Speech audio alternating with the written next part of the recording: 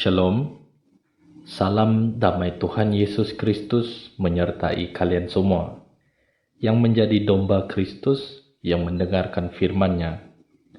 Kami menerima mandat dari Roh Kudus untuk memberitakan Injil kepada bangsa kita dengan pengajaran rohani yang dasar dan juga yang teratur, agar kiranya kita yang adalah tubuh Kristus dapat bertumbuh kepada kedewasaan penuh dan juga kepada pengetahuan yang benar. Pada hari ini kita akan melihat tentang Injil keselamatan, dan di dalam nama Tuhan Yesus Kristus kiranya Roh Kudus memberi kita pengertian. Haleluya, amin. Injil keselamatan. Apakah yang kamu tahu tentang Injil keselamatan? Apakah Injil keselamatan itu? Apakah tujuan Injil keselamatan bagi kita? Mengapakah Injil keselamatan itu diperlukan bagi kita? Jadi tujuan pertama dari Injil keselamatan ialah untuk memulihkan kita dalam hubungan dengan Tuhan, untuk mengembalikan hubungan kita dengan Tuhan yang pernah hilang. Sebab tanpa hubungan itu, kita tidak dapat memasuki dalam kerajaan Tuhan. Jadi dalam kitab Kejadian, Tuhan memiliki hubungan dengan manusia. Tuhan mempunyai agenda, yaitu kerajaannya. Pemerintahan Tuhan yaitu untuk membawa kehendak Bapa ke bumi ini, supaya bumi menjadi cerminan image surgawi, agar Bapa dapat berdiam dengan manusia dan manusia menjadi rumah Tuhan, tabernacle Tuhan. Namun sememangnya manusia masih belum mengerti tentang kerajaan Tuhan dan telah diperdaya oleh si iblis. Tetapi di dalam Injil keselamatan, apa yang Tuhan lakukan adalah di mana ianya menjadi tujuan utama keselamatan, ialah untuk memulihkan persekutuan dan intimasi dengan Tuhan. Jadi matlamatnya bukanlah hanya semata-mata tentang untuk dosaku diampuni, namun matlamatnya ialah untuk membangun hubungan yang nyata dengan Tuhan. Jadi sesiapa yang sudah diselamatkan, salah satu tanda pemberian keselamatan ialah orang itu memiliki jaminan kepastian bahwa dia memiliki hubungan dengan Tuhan. Dan ianya bukan saja tentang hubungan yang sah, namun juga hubungan yang dapat dialami, di mana ianya dapat berintimasi dengan Bapa, dia dapat berkomunikasi dengan Tuhan dan dapat mendengarkan Tuhan. Jika hal ini tidak didapati dalam aspek kehidupan kita, berarti seseorang itu belum menangkap tujuan dari Injil keselamatan itu. Jadi tujuan utama dari Injil keselamatan ialah untuk mengembalikan hubungan kita dengan Tuhan, karena hubungan itu telah hilang, betul kan? Lalu Tuhan memperdamaikan dunia dengan dirinya oleh Yesus Kristus. Maka hubungan manusia dengan Tuhan dipulihkan. Jadi saya dapat berkomunikasi dengan Tuhan sama seperti saya bercakap dengan bapak kandung saya sendiri. Ianya pada titik ini bukan lagi tentang agamawi, di mana saya dapat datang mendekat dengan keberanian menghadap Tuhan di takhta kasih karunia-Nya, karena saya tahu bahwa saya sudah diperdamaikan kembali dengan Tuhan. Jadi karena kita memiliki hubungan dengan Tuhan, kita dapat bercakap dengan Tuhan ketika sedang bekerja, ketika kita di dalam kereta, ataupun ketika kita di dalam bilik mandi. Di mana saja kita berada, kita dapat bercakap dengan Tuhan, dan akan ada jaminan Tuhan akan berbicara dengan kita. Karena firman Tuhan berkata, dombaku mendengarkan suaraku, dalam Yohanes 10 ayat 27. Dan aku mengenal mereka dan mereka mengikuti aku. Itu adalah salah satu akses kardinal di dalam Injil keselamatan. Yang kedua, Injil keselamatan memberikan kita kehidupan Tuhan. Jadi tujuan kedua dari Injil keselamatan ialah untuk membawa kita keluar dari kematian kepada kehidupan, daripada maut kepada kehidupan, dan kehidupan Tuhan diberikan kepada kita. Kamu tahu ada 3 tingkat alam kehidupan. Yang pertama adalah kehidupan biologi ataupun kehidupan fisikal. Itu juga adalah kehidupan di dalam sel darah, di mana di dalam firman juga ada mengatakan sebab kehidupan itu ada di dalam darah. Sebab itu jika tangan manusia dipotong, tangannya masih dapat bergerak. Sekalipun kita dapat memiliki kehidupan fisikal, namun tiadanya hubungan dengan Tuhan. Sebab kehidupan fisikal tidak dapat berintim, tidak dapat bergaul dengan Tuhan. Sebab Tuhan adalah roh. Jadi yang kedua, dalam tingkat alam kehidupan ialah kehidupan jiwani kita. Alkitab mengatakan bahwa Tuhan menghembus nafas hidup kepada manusia yang dari debu tanah itu, lalu Tuhan membuat manusia itu menjadi suatu jiwa yang hidup, a living soul. Sebab itu kita mampu berfikir dan memproses, memiliki emosi, bukan seperti robot. Kita juga memiliki memori. Semua itu karena kita ada kehidupan jiwani. Dan seterusnya adanya satu lagi kehidupan yang adalah kehidupan ilahi. Itulah kehidupan Tuhan, di mana hanya di dalam keselamatan saja kita akan menemukan kehidupan itu. Sebab itu dikatakan dalam kitab 1 Yohanes 5 ayat 11 sampai 13 mengatakan, dan inilah kesaksian itu, Tuhan telah mengaruniakan hidup yang kekal kepada kita, dan hidup itu ada di dalam Anak-Nya. Barang siapa memiliki anak, ia memiliki hidup. Barang siapa tidak memiliki anak, ia tidak memiliki hidup. Ayat 13 mengatakan, semuanya itu kutuliskan kepadamu, supaya kamu yang percaya kepada nama anak Tuhan tahu bahwa kamu memiliki hidup yang kekal. Jadi tujuan Injil keselamatan yang kedua pula adalah pemberian kehidupan kekal. Dan Injil keselamatan bukan saja memberi kamu kehidupan itu, namun supaya kamu dibuat sadar bahwa kamu memiliki hidup yang kekal.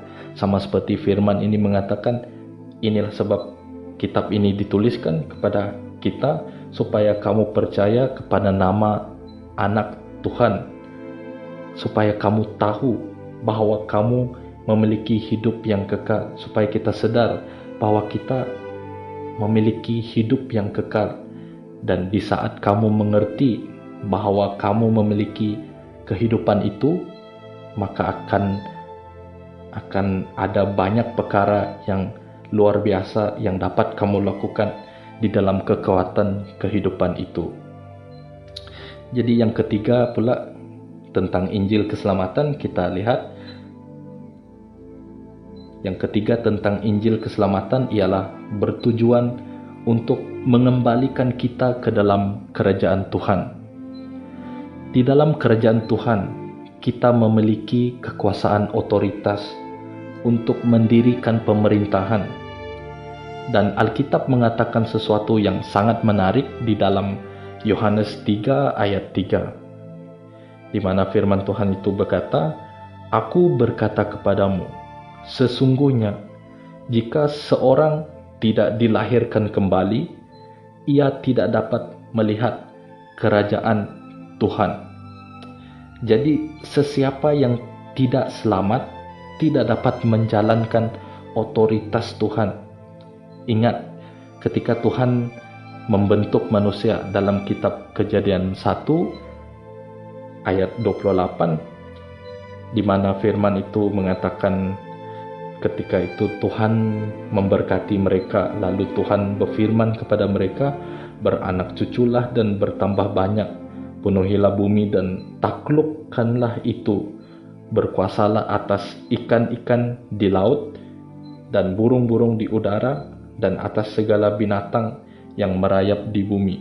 Dan perkataan taklukkanlah dan berkuasalah, itu penguasaan itu adalah kuasa yang sama maksud untuk membangun pemerintahan Tuhan di bumi, sama seperti di surga. Ianya di dalam keselamatan kita dipulihkan dan dianugerahkan otoritas untuk membangun pemerintahan. Jadi seseorang yang tidak mengerti otoritasnya di dalam Yesus Kristus adalah seseorang yang tidak mengerti nilai Injil keselamatan. Dalam masa yang sama, ramai orang Kristen di zaman ini masih takut dengan roh-roh setan. Mereka takut dengan kuasa kegelapan. Mereka menyangka semua itu harus ada pantang larang, tidak boleh ini, tidak boleh itu.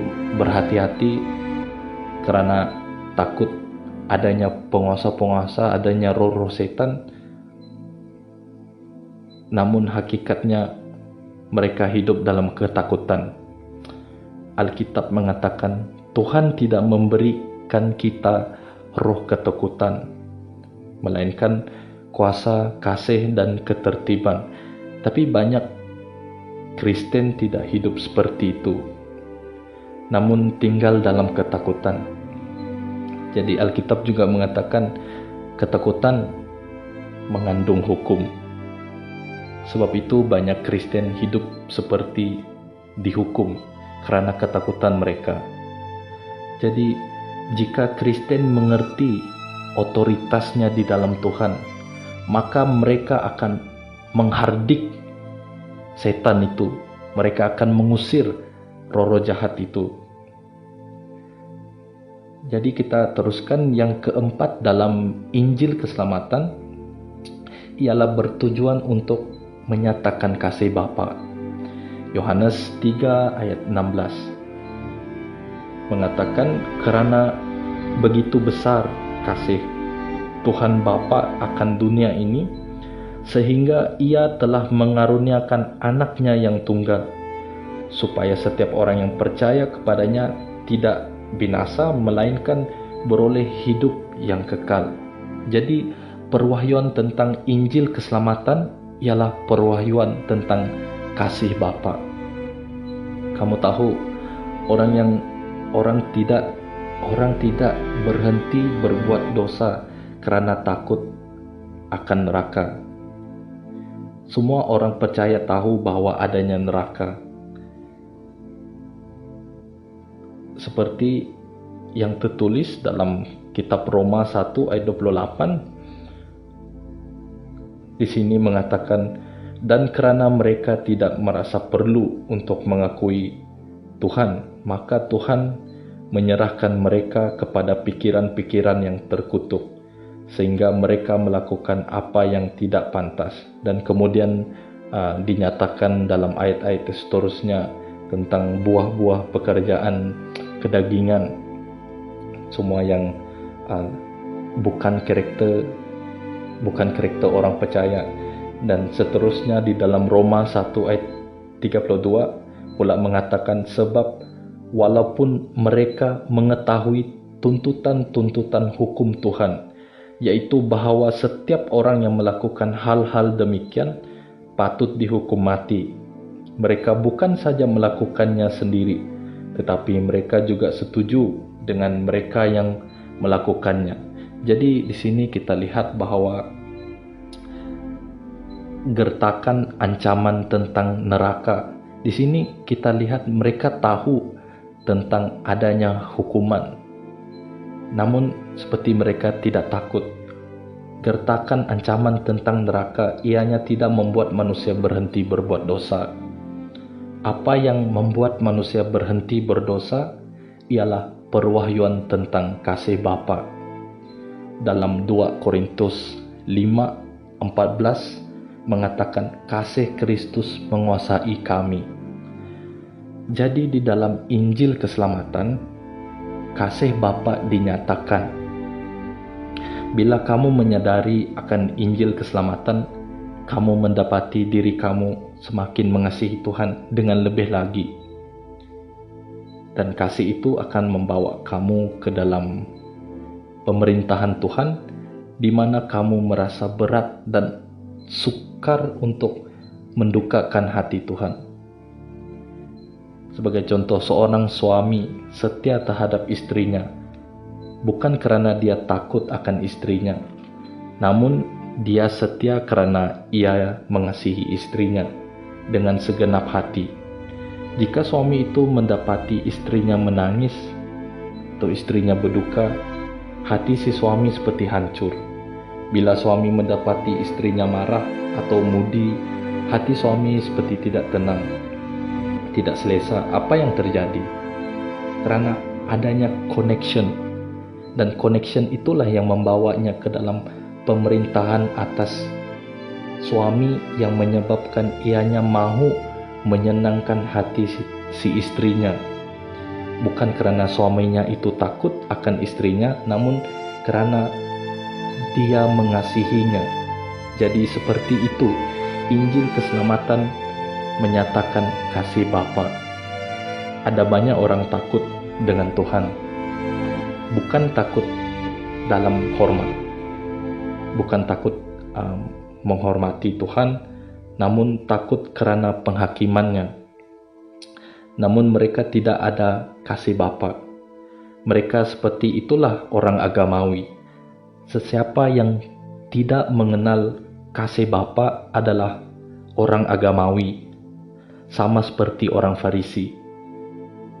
Seperti mana firman mengatakan orang Farisi itu terlalu banyak hukum yang mereka lakukan. Mereka mencuci tangan bila mereka sebelum makan ataupun selepas pergi ke pasar sini, ke pasar sana, dan apabila memasuki rumah tetamu harus ada proses pencucian, pembasuhan. Firman juga mengatakan di mana Farisi mengarungi lautan dan menjelajah daratan untuk mentobatkan satu orang menjadi penganutnya, penganut agamanya, dan sesudah orang itu bertobat, kamu menjadikan dia orang neraka yang 2 kali lebih jahat daripada kamu. Semuanya tentang hukum ini, hukum itu. Namun malangnya tiada kasih Tuhan di dalamnya. Jadi mereka tidak dapat menyenangkan hati Tuhan. Jadi di dalam Injil keselamatan, kasih Bapa dinyatakan. Dan yang terakhir adalah Injil keselamatan membebaskan kita dari penghukuman. Alkitab mengatakan dalam Yohanes 5 ayat 24, Aku berkata kepadamu, sesungguhnya barang siapa mendengar perkataanku dan percaya kepada Dia yang mengutus aku, ia mempunyai hidup yang kekal dan tidak turut dihukum, sebab ia sudah pindah dari dalam maut ke dalam hidup. Jika kita perhatikan, firman tidak mengatakan mereka akan pindah, namun firman mengatakan kamu sudah pindah dari alam maut ke dalam hidup. Jadi barang siapa yang percaya, mereka sudah dibebaskan dari penghukuman. Yesus Kristus telah mati untuk kita. Jadi kita tidak akan lagi datang kepada maut, namun sudah pindah dari dalam maut ke dalam hidup. Segala dosa kita telah ditiadakan oleh darah Yesus yang mengalir dari tubuhnya yang disalibkan itu. Dosa manusia tidak dapat dipadamkan dengan banyaknya perbuatan baik, ataupun sekalipun kamu menangis untuk dosa kamu, tangisan kamu itu sendiri tidak akan mendapat pengampunan daripada Tuhan untuk dosa itu. Namun karena darah Yesus, dosa manusia dapat dihapuskan dan diampuni. Dan oleh itu kamu sudah pindah dari maut ke dalam hidup bagi orang yang percaya. Jadi barang siapa yang mengerti Injil keselamatan, kita memiliki 5 perkara ini. Yang pertama, hubungan dengan Tuhan dipulihkan. Yang kedua, jaminan kehidupan kekal ada bagi kita. Yang ketiga, ianya dipulihkan ke dalam kerajaan Tuhan supaya adanya jaminan otoritas. Orang itu tidak akan melihat orang yang kerasukan setan lalu melarikan diri karena ketakutan. Otoritas dirinya di dalam kerajaan Tuhan akan membuat dia seperti tentara Kristus yang tidak ketakutan. Yang keempat, adanya perwahyuan tentang kasih Tuhan yang membuatkan seseorang itu hidup terlepas dari dosa karena kasih Tuhan menguasainya. Tidak ada yang mengenal kasih Tuhan tidak ada orang yang mengenal kasih Tuhan akan sengaja berbuat dosa. Dan yang kelima, yang terakhir, adanya jaminan di mana dia tidak akan dihukum, tidak akan dikuasai alam maut, sebab dia sudah pindah dari hidup dipindah daripada maut ke dalam hidup. Jadi itu adalah perkara fundamental yang harus kita ketahui tentang Injil keselamatan. Dan keselamatan itu available untuk semua orang, sebab Tuhan memberinya kepada kita dengan cuma-cuma. Namun cuma-cuma itu bukan tanpa harga. Ia telah membayarnya bagi kita. So sampai di sini saja. Kiranya firman ini memberkati kamu semua. Dalam nama Tuhan Yesus. Amin.